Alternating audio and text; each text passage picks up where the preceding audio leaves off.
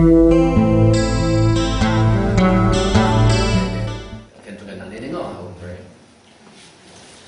na tagin kong biyak mo papasiyan. Nung namong kasanggam tayo ang siisan para namong sa santena anak na tuwang noon loy na nang kaya nga ito pa wan ng mga tintawa.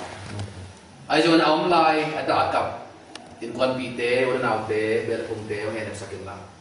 Tu ito kita ka liam na pa na hanga sa tawa akibol sanggam te teng to pa na ng long sakin. Tu anak na khet to wan nung dam siyang saktain. Agwa tang deu to pa on pe kikin lang dam sakin lang.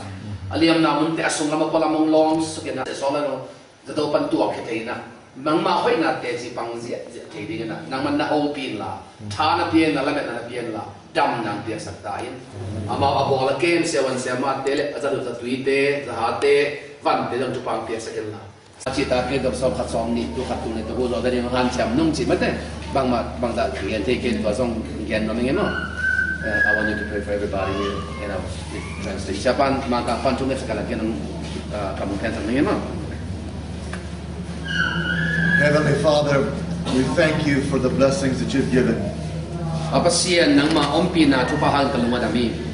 We pray for these who have been wounded in this accident. Apa siya to accident hal na alia mabay kem panin tukong yenui. That your Holy Spirit will touch each one of them right now. Apa siya nakasiyang na mau ni malakhat siya dong long tayo.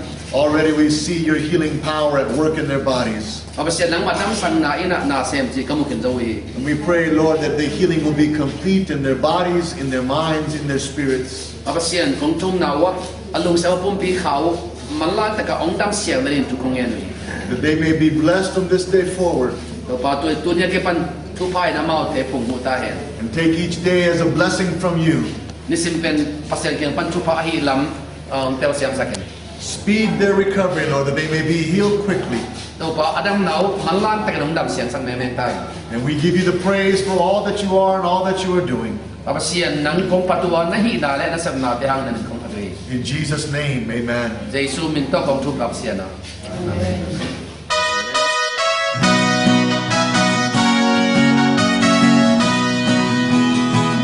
Pasianina